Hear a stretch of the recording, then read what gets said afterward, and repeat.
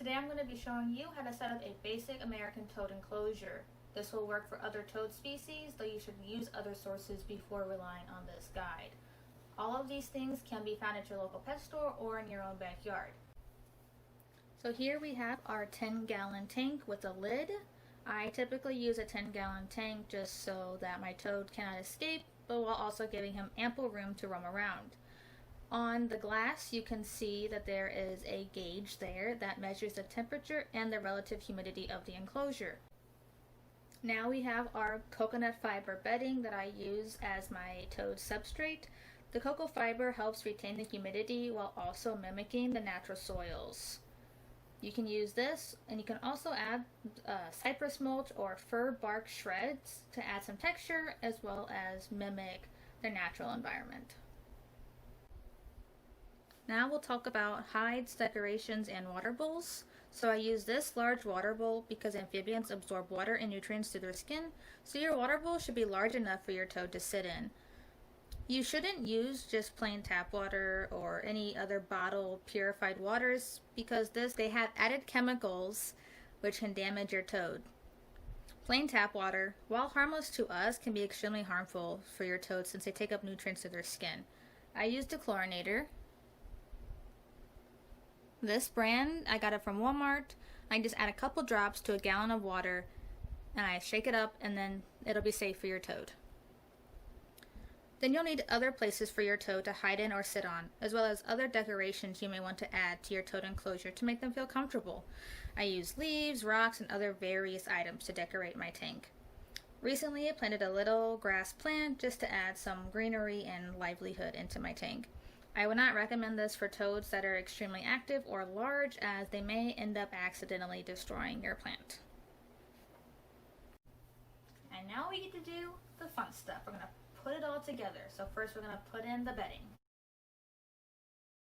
You'll want a couple of inches in there so that your toad can burrow fully.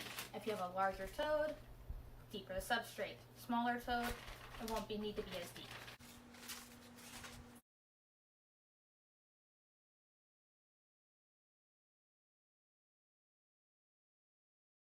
Okay, so now we have our bedding in.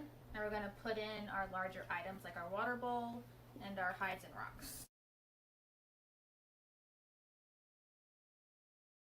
Now put our terracotta pot in the corner. I'll kind of bury it too so that there's soil in the pot for him. We have our rocks. And then we'll plant our grass. So I've broken up some of the roots so that it can grow and sprout. I'm going to add in some smaller rocks that I got from my yard. Okay, now that we have those in there, we're going to add in our leaves. You can just kind of drop them in wherever. This will help retain humidity while also allowing an extra place for them to hide. Just like if they were outside right now.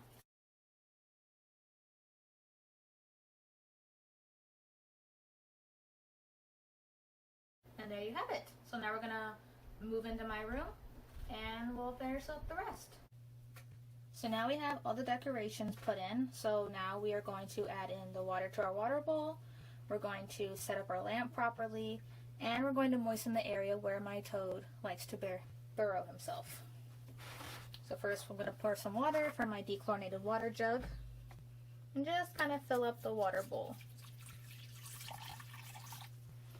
Not to the top because we don't want it to overspill when he jumps in it.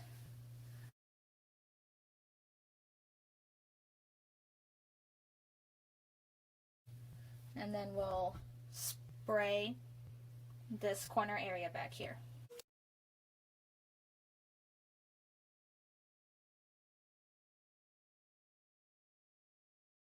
So now you can see it's starting to get a little clumpy, which is completely okay. And I'll show you what the rest of the other soil looks like in comparison. So here you can kind of mold it, form it. That's what you want. Over here, it doesn't really mold very well. So this is Jeffrey, the male American toad I found in my backyard. And he is, as you can see, a rascally fellow. So we're going to put him back in his home and see how he likes it.